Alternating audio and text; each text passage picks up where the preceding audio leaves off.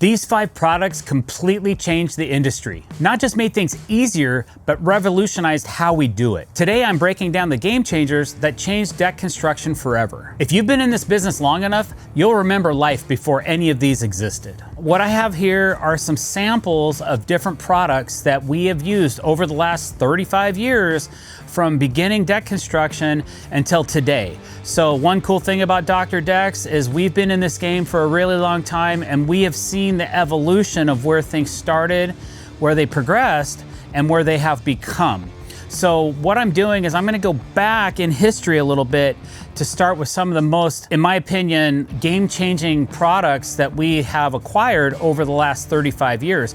That first one, when I first started building decks, it was pressure-treated lumber like this. It hasn't changed much. This hasn't changed much, okay? And cedar decking. I built pressure-treated lumber and cedar decks for the first 10 years of my career. I started in 1991, and probably, in the early 2000s sometime, then composite decking showed up.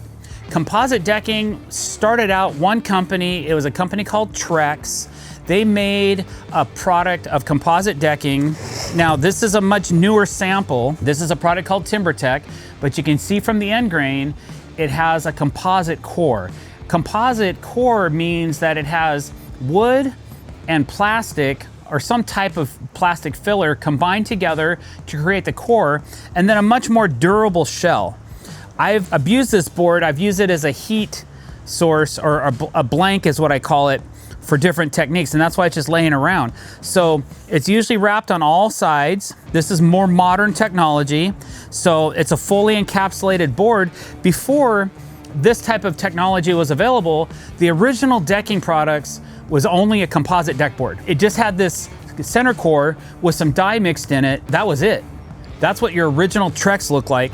And then after that, they started putting a wood grain to it, and then they started making it more exotic looking, and then other products came out, which we'll talk about a little bit later in this video. But once I started using Drdecks, I didn't want to go back to cedar because it was such a revolutionary product. So man-made decking products definitely changed the game in how we build and what we build with. So definitely something we use every day now. The premium product that I'm about to talk about later in this video is even better than what you see now. Just like I said earlier in the video, the first 10 years of my career was all tight knot, Western red tight knot cedar, the least expensive product I could find. It's like a 5/4 by 4. It's a 1 inch by 3.5 inch board. Jillions of board feet of it across the nation. It was coming out of Canada. It was cheap. It was easy to install. I was actually banging it down with a nail gun because I just didn't have some of the other technology that's available today. Kind of like this thermalwood product. I used to use a lot of cedar on my ceilings, but now with the technology the way it's come, this is thermalwood IOS put out by Maximo Wood. This is a much superior product with a 20-year warranty. I never got a warranty on cedar in my life, but this company now is putting a 20-year warranty out on this thermalwood. And we want to thank Maximo for sponsoring this video. So this is definitely a game-changing product. When you go from something that will shrink and won't accept stains properly, and you're putting it on a ceiling or a feature wall in your home or on the outside of your home, having something that's thermally modified and super stable is an awesome way to go. So don't forget to check them out, maximowood.com. It even smells good.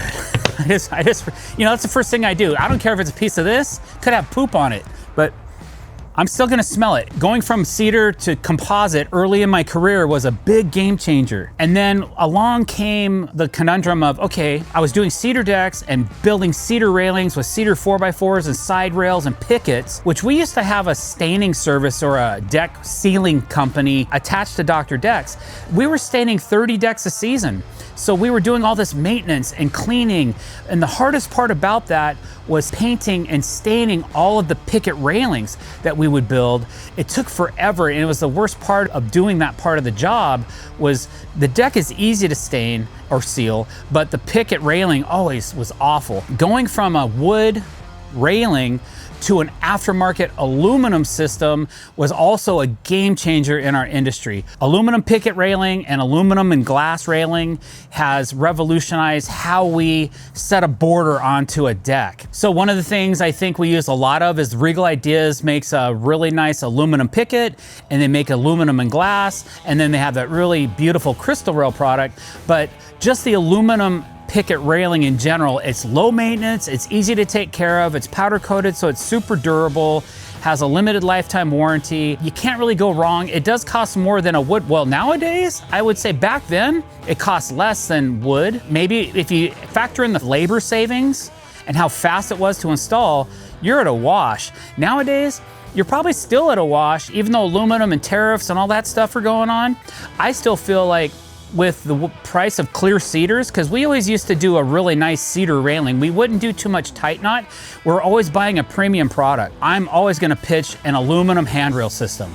Stainless steel cable, whatever the infill is, doesn't really matter. It's been a revolutionary product. We pretty much install aftermarket railing on every single deck we build. So that is a game changer. Now we're gonna talk about the evolution a little bit in the decking market and the decking material market. 35 years ago, I had no idea whatsoever how incredible the outdoor living was going to become. Just amazing how far it's gone, leaps and bounds, way beyond what I ever thought. And I'm sure it's going to continue to evolve. It's a huge market. There's lots of big companies doing it. Going from composite to going to PVC decking would be my next big revolutionary jump, in my opinion, because I do things with this deck board you can't do with composite, you can't do with wood. You have to manipulate. So to be an artist and do something amazing and that will impress your clients and looks beautiful and win first place awards and trophies and all the accolades from everybody on the internet, well, sometimes, right? PVC, in my opinion, is the top-notch product. This is TimberTech AZEK. It's what I breathe, I bleed it. I'm gonna die from inhaling it probably, all the dusts and everything else, but hey, it's what I do, man. I love this product. I wanna sell it and use it on every single deck that I build. And this has changed my life. It's what I'm known for. I'm known as a heat manipulator of man-made decking products, and this is my go-to board when I wanna bend something. This is a different type of board than what I normally use. There's vintage, there's all these different collections. They have options, they have cross grains and all kinds of cool stuff nowadays. 50-year warranty, game changer as well. Never used to get that. We had a huge problem with Drdecks during their evolution where a lot of the decking was failing because they didn't put the right amount of chemicals or the mix was wrong or what, for whatever reason. There's plenty of stories. Leave them down below. Leave a comment. We've had a lot of luck with, since Vintage has come out with AZEK, we haven't had any claims. I've been at like Beckham and I've installed it and no callbacks. Even on a modified board that voids the warranty, still no callbacks, which is a good sign when you're bending a lot of decking and you want something that you can rely on, that you can always trust. TimberTech AZEK is definitely one to go. All right, next one has to do with how we build the deck. Back in the day, we had corded tools. This is like a ball and chain around your neck because not only do you need this, but you gotta have an extension cord. And then the extension cord, you have to plug it in, you tie it in a knot so it doesn't come apart. And it still comes apart occasionally. And you're dragging this thing all over the place. Then it gets caught up on something and you're trying to make it cut and then it cuts into the decking and now you got a blemish or an error that you have to go back and fix. There's a reason why this corded saw is at my shop and not on the job site. And that's because cordless technology has really changed the game. Now this is not a comparable saw, right, to what I just showed you, but I'm trying to get my point across. It is so convenient. This saw is at my shop again for a reason, because it doesn't really make it on the job site. It's got a little tiny battery on it, whatnot, but it's instant power. It cuts boards. When I have a 20-footer, I need to cut it in half to bend it for decking. I just take this, make a quick cut. It's actually not a bad saw. We have an extra one, so we have one on the job site, and I just brought one home to keep in my personal arsenal of small amount of tools that I have here that I actually use. This is one that I actually use once in a while. I don't do a lot of work at home, but this is a cool little saw. What I'm getting at is our entire job site has pretty much become a cordless environment. We no longer have an air compressor. We no longer have air hoses. We don't have any pneumatic tools on the job site anymore. I probably still have a couple in my trailer that I need to take out, or I need to bring back an air compressor, but I will bring a compressor when needed. The only corded tools that we use are the battery chargers for all our cordless batteries and our cordless tools, and our table saw.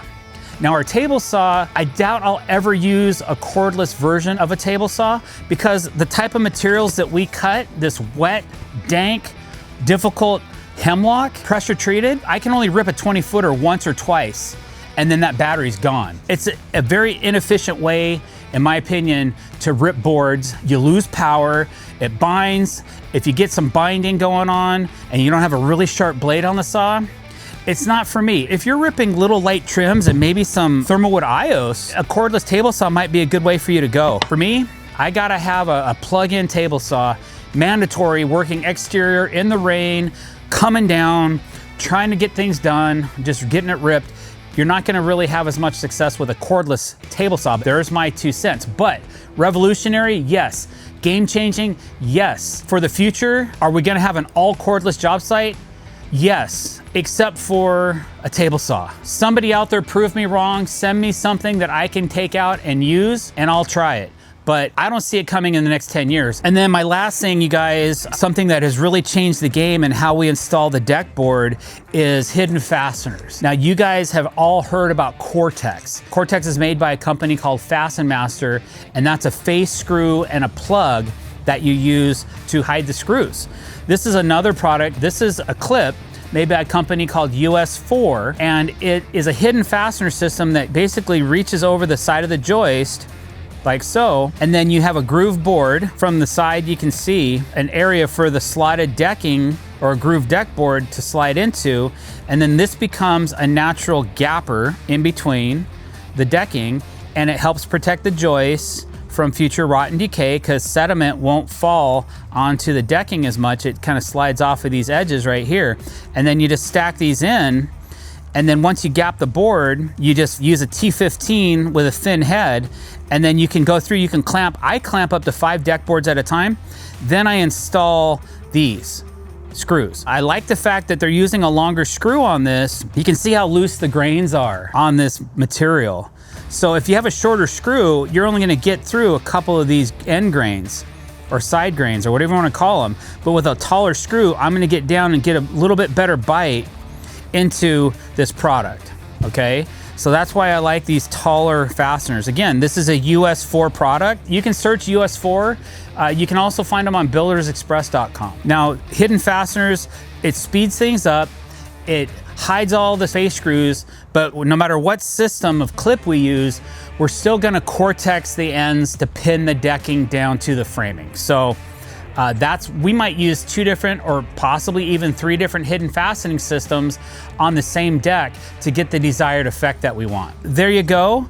Those are some revolutionary, game-changing products that I feel over the last 30 years that have come out that really will enhance and improve your deck installation game. So thanks for watching this video. Don't forget, click that subscribe button, hit the bell icon to be notified when we're putting out new content. Buy a t-shirt, links below, and don't forget to check out our new podcast, which is in the description below as well. Thanks for watching, guys. Have a great day.